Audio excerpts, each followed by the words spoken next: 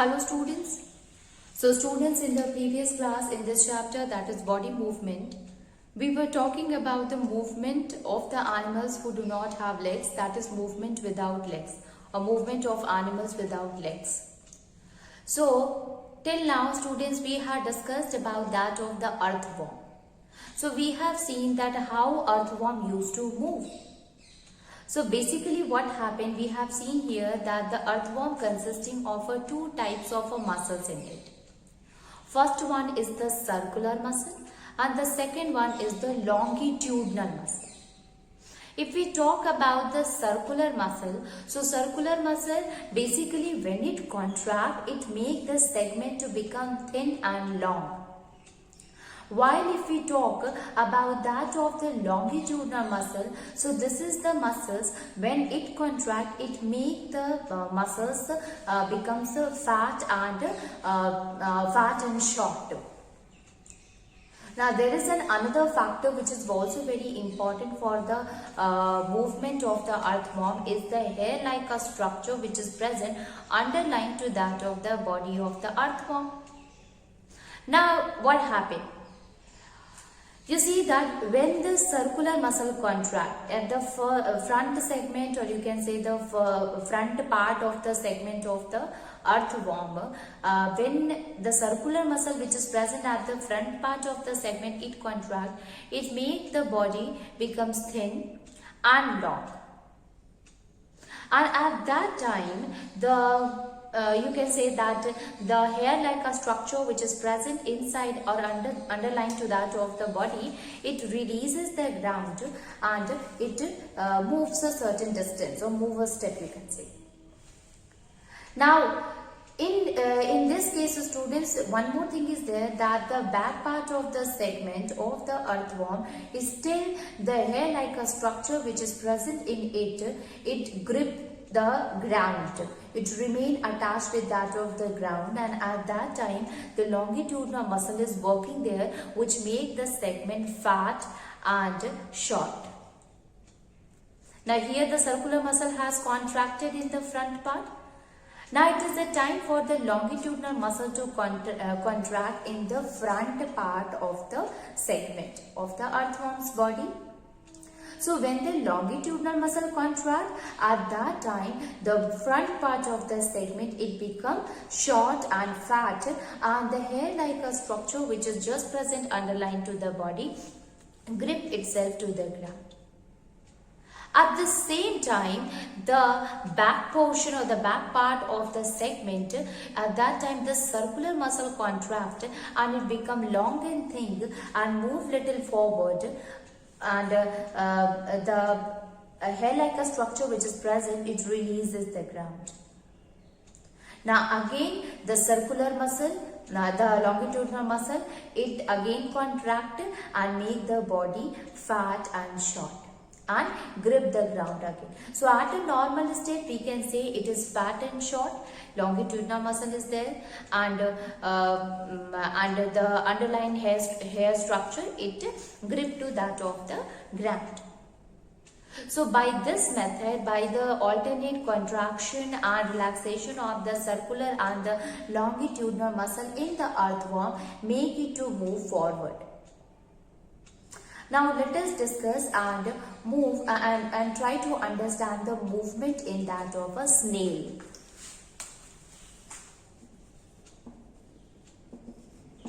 Snail. Snail is what? If you look at a snail, so what is the first thing that you observe in the snail? That it is a very small and a slow moving animal. Okay, yes, it is a very slow moving animal whose body seems to be very soft and slippery. Okay, so we can write it. Snail, it is a very slow moving animal.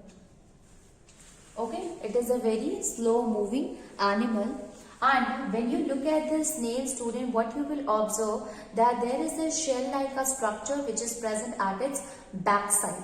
So we can also say that it is a very slow moving animal having shell at its backside. Okay, so slow moving animal which is having shell at its backside, that is a snail. When you look at the snail, it is very soft. It seems to be very soft when you touch the body, and it consisting of a head also. Tentacles are also present. We can say that head is present there, foot is there, and a shell is there. So the body of the snail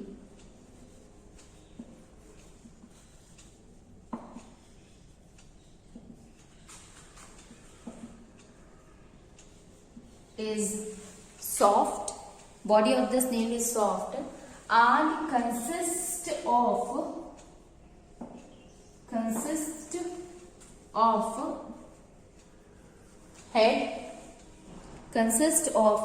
head, a foot and shell.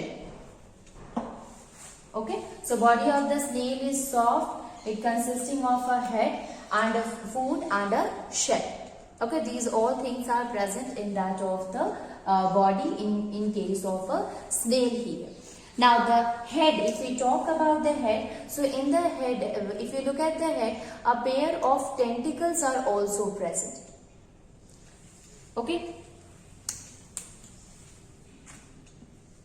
at the head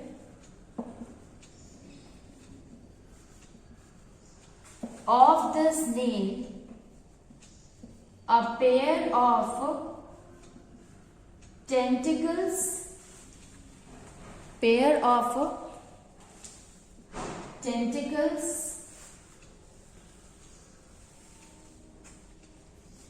for catching prey is present. Okay, so yes, it is having head, and that head consisting of a pair of tentacles. This tentacle help in catching the prey. Now in the large tentacle, small eyes are also present. Okay.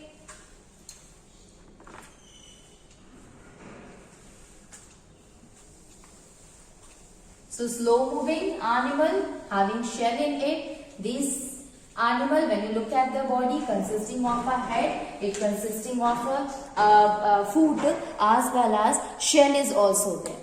Okay, so we can say that the larger pair of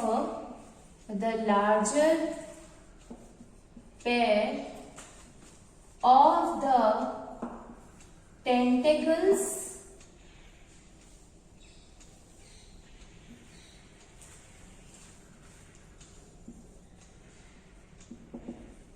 having little eyes in them. Okay, little eyes in them. So what are the things which we have seen here, student? We said that it consisting of a head. We will talk about the foot later, and a shell is also there. When you look at the head, which is the part of the body of the snail, so we have seen that a head consisting of two large pair of tentacles. The role of the tentacle is to it help in catching the prey, and this tentacles also consisting of a little eyes in them, means a pair of little eyes are also present in the tentacles. Now the next one is the shell here. So when you look at the shell is present at the back part of the body. Okay, it is present at the back of the snail, and it seems to be very hard, yes, but it is not made up of a bone. Okay, and whenever the snail find that there is some enemies there, or there is some danger is there, you can say, so snail used to collect the body inside the cell. Okay, so we can write it. The next one is the shell. So shell is the outer skeleton. Shell is the outer skeleton of the snail, which is not made up of bone.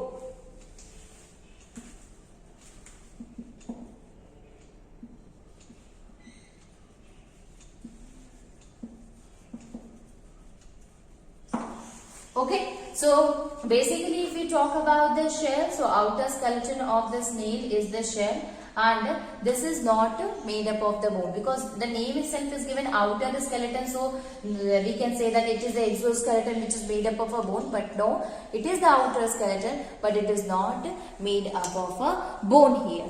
But the property of this shell is the same here, that it helps in protecting the internal organ of the snail.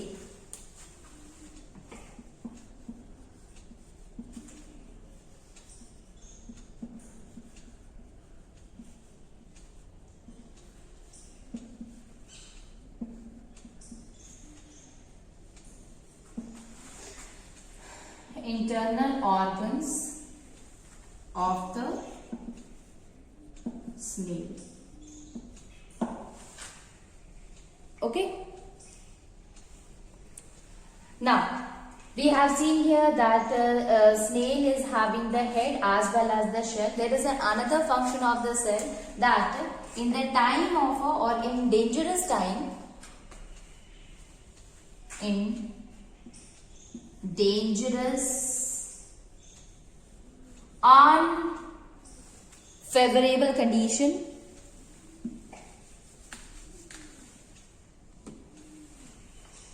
unfavorable condition,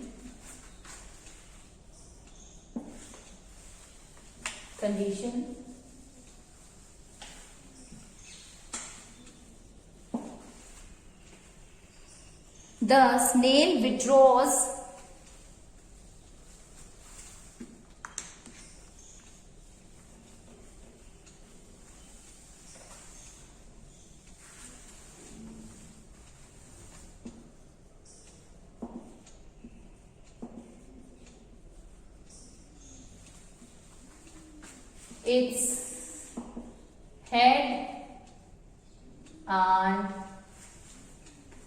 its head and foot into the shell. Okay, into the shell. Now you have seen here, student, we already had discussed about the head, which consisting of a pair of large tentacles, and that large pair of tentacles consisting of little eyes in it. Now when we talk about the shell, so shell is basically the outer skeleton, but name we had given outer skeleton, but it is not made up of a bone, but the function is the same, that it helps in protecting the internal organs. And when you look when the condition is not good, when the snail feels any kind of a danger, then they used to withdraw its head and that of the foot inside to the shell to protect themselves. Now we already had discussed about the shell and about the head. Now let us find about the foot also. So they are having only one foot,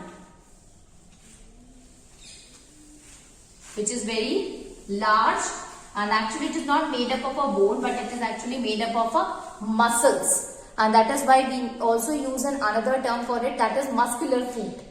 Okay, so we can say that the snail has only one foot. Snail are having only one foot under the body.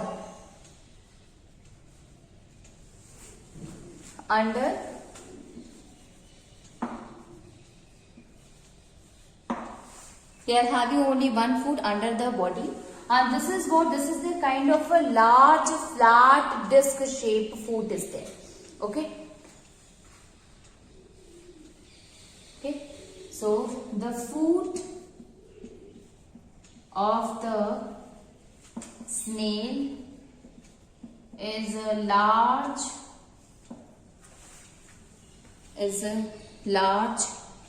flat and disc shaped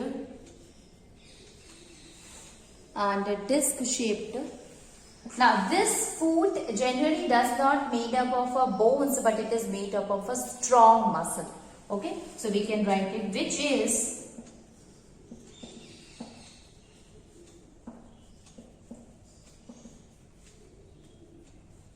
strong muscles.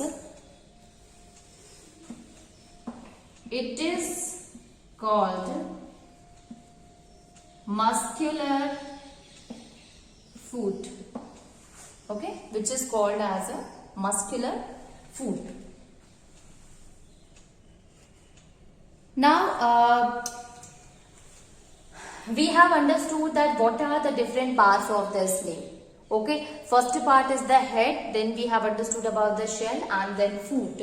Now with the help of this disc shaped foot only, the snail used to move. So here the muscle, because it is a muscle, so this muscle used to contract alternatively and help in the movement of the snail. So as the movement occur in the body of the in the other animals, like we have understood in case of earthworm also, the contraction expansion help in the movement. The same here also. Here also the muscular foot, two set of the foot is there in that in this muscular flat or disc shaped muscle, and this will help in the movement. Alternatively, they used to contract and expand and help in the movement of the snail. Okay, so we can write it, that is, the snail move with the help of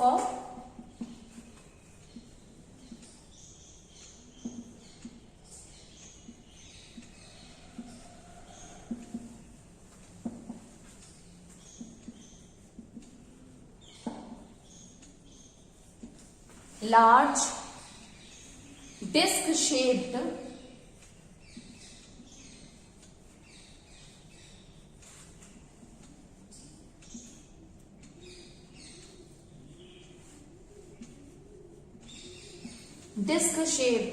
muscular foot. Disc shaped muscular foot, and there are two set of foot is there.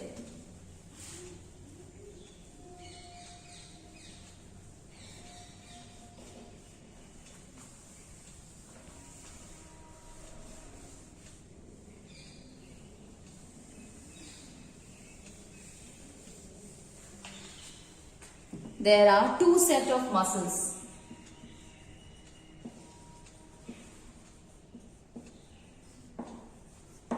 There are two set of muscles in the foot.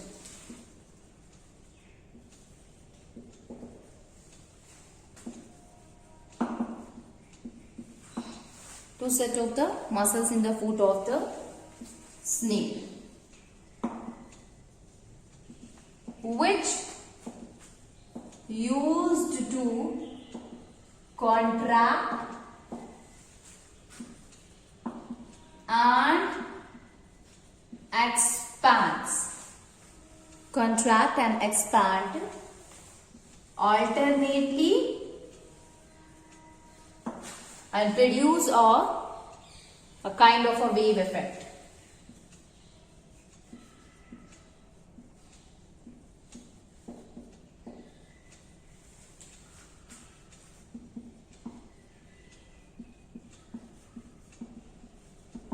Kind of a wave effect.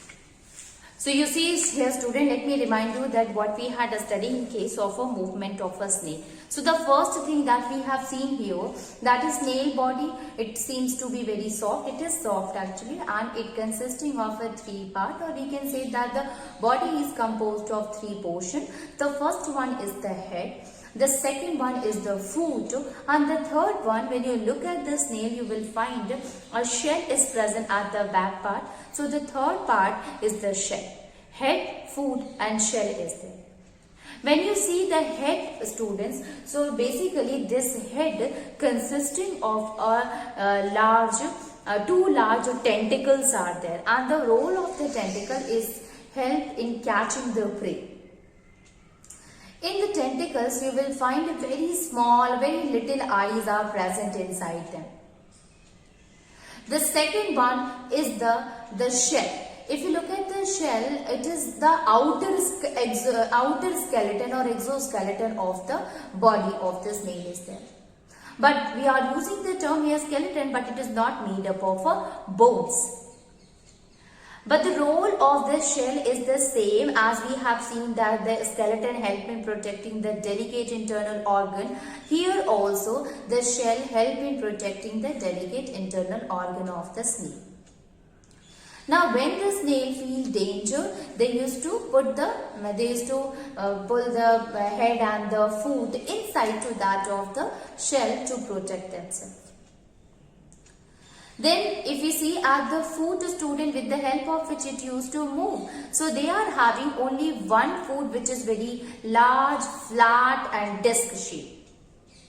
Now this foot, if you look at the foot, they are not made up of bones, but they are made up of very strong muscles, and that is why we use a term for it that is called as muscular foot. Okay, and this is this muscular foot with the help of which the snail used to move. So basically what happened here, it consisting of two pair of muscles, and these two pair of muscles used to contract and expand alternatively and help in giving or producing a wave kind of effect while movement. So you can see here, student, there is no such leg is present in the snail, but it is the muscle which help in the movement of the snail. So this is the movement which occurred in that of the snail. Now let us try to understand the movement which occurred in the fish.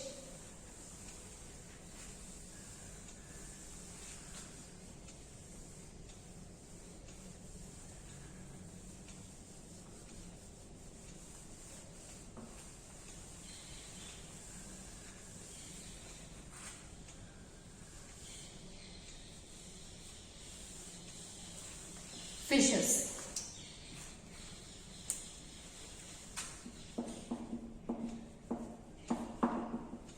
When we talk about the fish, students, so yes, when we discuss about the earthworm or that of the snail, so we have seen that most of them, they used to live under the soil. So ultimately we can say that they belongs to the terrestrial organism. But when we talk about the fish, so fishes, they are the aquatic organism. They used to live in the water, and that is why they are having a kind of a shape of the body, and that is the streamlined shape. So we will understand that what is the streamlined shape, but let us tell you that fishes, they have adapted themselves in water. So fishes adapted to move in water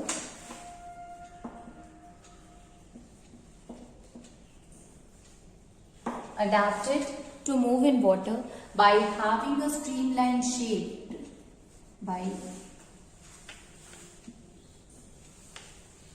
having streamlined shaped. Not only the streamlined shape, student, but the bones of the fishes are very flexible. So flexible backbone, flexible backbone is there. Body muscles are very powerful. So powerful body muscles, powerful body muscles are there, as well as fins are there. Okay, so they have adapted themselves so that they can move in water, and for this they are having a streamlined shape body, flexible backbone is there, powerful body muscles are there, as well as fins are there, and these all help in the movement of the fish in the water. This is the reason that how the fish they can move in water easily. Okay, so let us start with understanding the term that is streamline shape. Then we talk about that how the flexible muscles they help, and then we try to understand the body muscles and the fins which help the movement of the fishes. So the first thing is streamline body. So normally when you look at the fishes, so at the both end they are having tapering end. It means tapering end means what, students? Means at the middle they are thick, and at the front and the back the body is thin. So it will give a shape like a boat, like a structure. You have seen the boat is also a streamline shape, in which at the end and the front and the back at the both of the ends are tapered, they are thin, while the middle portion is thick. The same kind of a body is there in that of the fishes. So we can say that the body of the fish tapers at both ends.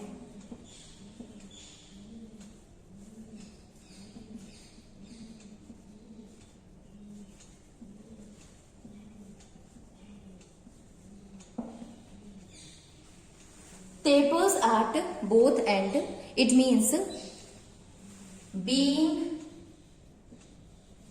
thin in the front,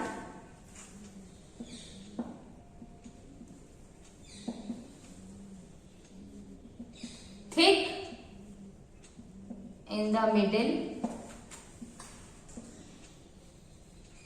thick in the middle, and again thin, and again thin at the back. Okay, so this is what, this is the tapering ends. It means the body of the fish is taper at both the end. It means it is thin at the front, thick at the middle, and again it becomes thin at the back also. And this kind of a shape, or this body shape,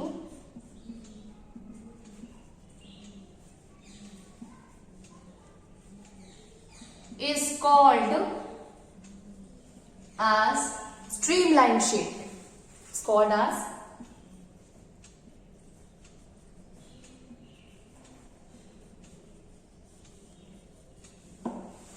so when we are talking about the streamline, it means they both of the ends are, the body is having tapering ends.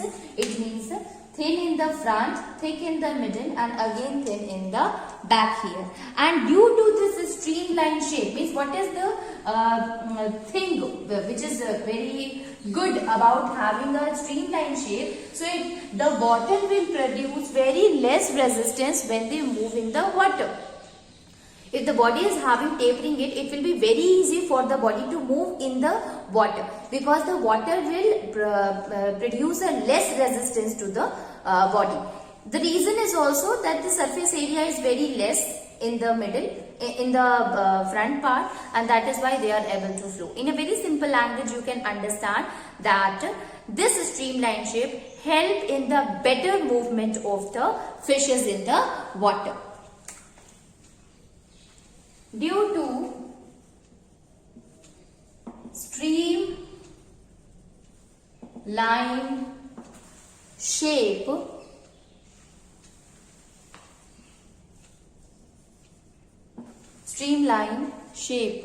water can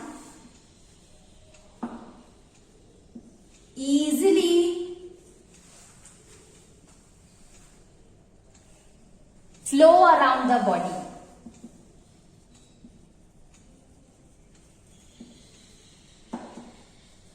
Water can easily flow around the body of fish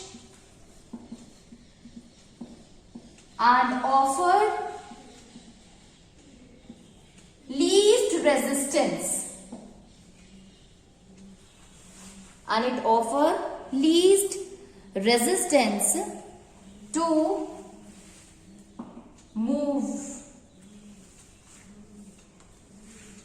movement in fishes.